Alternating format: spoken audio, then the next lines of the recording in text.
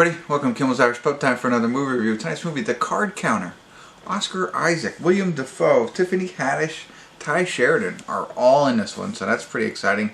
Evidently the guy's an ex-military guy who is out for revenge, but he goes into gambling. That's all we know. And he's haunted by the ghosts of his past, of course. 6.4 on IMDb, only 4,124 people rated it so far, so I don't know. It's got a good cast. It's got a good theme, I think. 6.4 is not great, but who knows? Let me get into it, find out what it's about, give you a better idea, because IMDb does not tell you much. And then I'll let you know what I think. Stick around. Once I find my remote, I'll be back.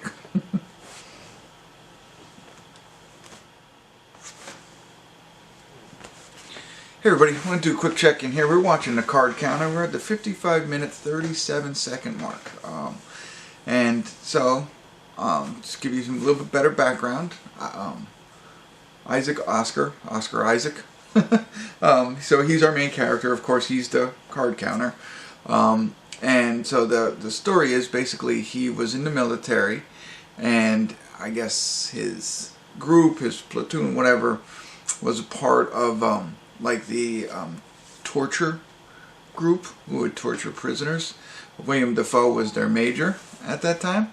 And so that's their kind of backstory. We don't know too much about it, except for he went to prison, and that's how he learned how to count cards. So, not a spoiler alert, it's just background stuff, right?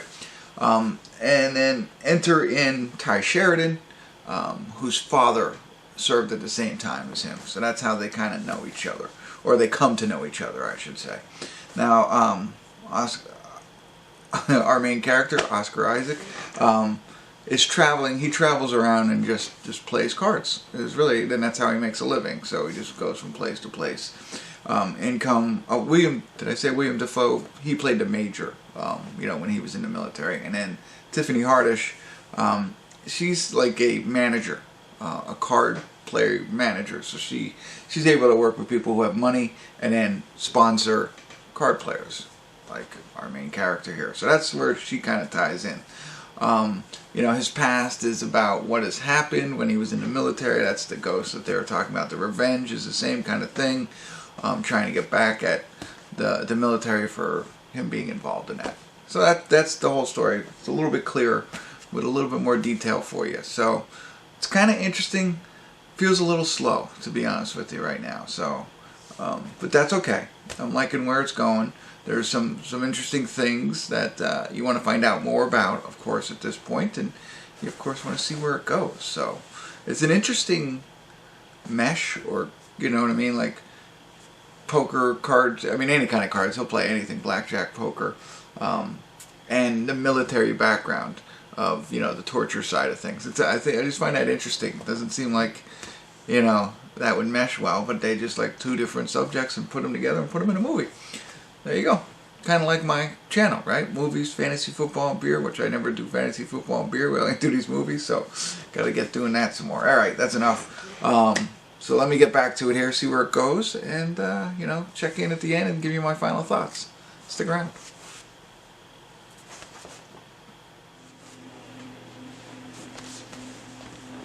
Hey everybody, we're at the credits of The Card Counter, and I don't know. It didn't do it for me. I like the crossover concept. Like I said, the meshing of these two different types of things, or these two subjects matters, and bringing them together to create like a very creative type of movie. But it just didn't do it for me. I felt, I think I said this in the beginning, it was really slow. It felt slow the entire movie. I understood what they were trying to do. They overdeveloped these characters, if that's even possible. Most times I talk about how everything's underdeveloped, but in this case, I knew the characters. I felt for them. I liked them for the most part.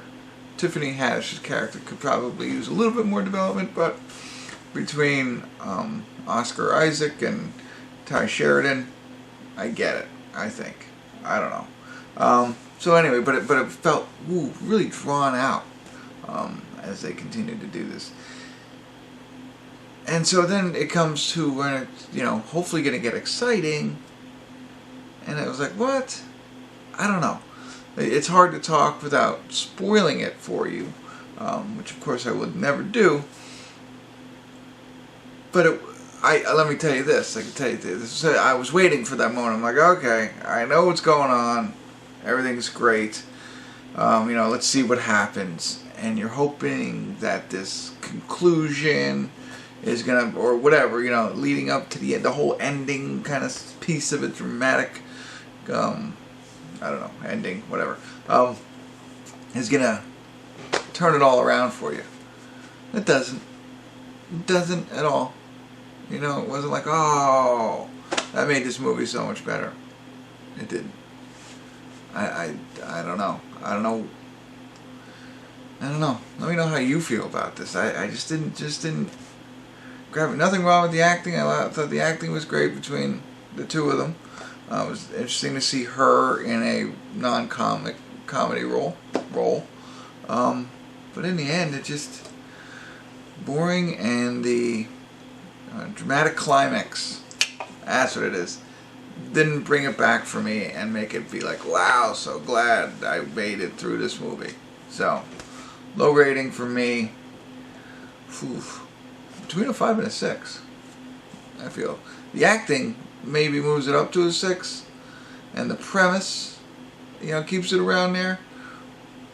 But I don't know, the story, the way the story's told, and the conclusion that we wait for brings it back down. So there you go. I had a request from one of my viewers to start throwing numbers in at the end, so there you have it. But I think we saw it. I don't know what it was at, but not for me. Maybe for you. If it is, let me know what you think. I mean, I get it. Don't get me wrong. I know what happens at the end here. It's just like, I don't know. Alright, that's it. I can't. It's hard to talk without spoiling it, so check it out on your own. Let me know what you think. Love to hear your thoughts. And continue to tune in. Kimmel's Irish Pub.